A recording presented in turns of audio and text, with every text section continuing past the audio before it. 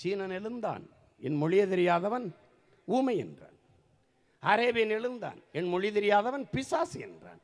ஆங்கிலேயன் எழுந்தான், என் மொழி தெரியாதவன் அநாகரிகமானவன் என்றான். என் அருமை பெரும்பாட்டன் எழுந்தான், கனியன் பூங்குன்றன், யாதும் ஊரே யாவரும் கேளீர் என்றான். உலகம் தழுவி பேரன்பு கொண்டு நேசித்து நின்ற பெருமினத்தின் கூட்டம் தமிழின கூட்டம்.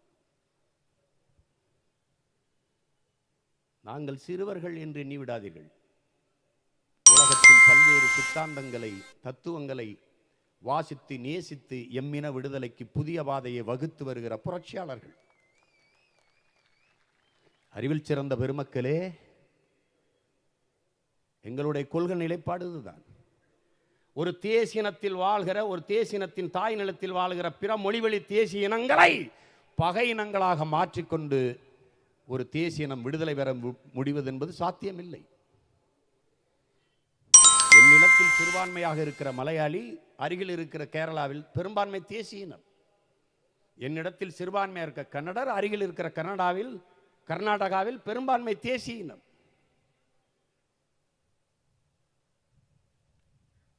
ஆனால் கர்நாடகாவில் 1.25 கோடி தமிழர்கள் நாங்கள் வாழ்றோம். கேரளாவில் பல லட்சம், ஆந்திராவில் பல லட்சம். எங்களுக்கென்று தனித்த பெருத்த அரசியல் வலிமை இல்லை. அந்த மண்ணின் மக்கள் முன்னெடுக்கிற அரசியலோடு கரைந்து இணைந்து பயணிக்கிறோம்.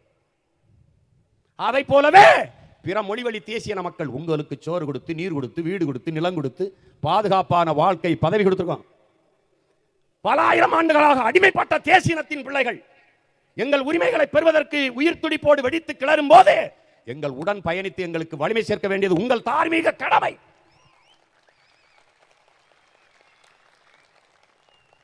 எங்கள் கட்சி என்பது யாரையும் பகைக்கல்ல, பரம்பரையாக இருக்கும் என் இன பகையல்ல உருவாக்கப்பட்டது.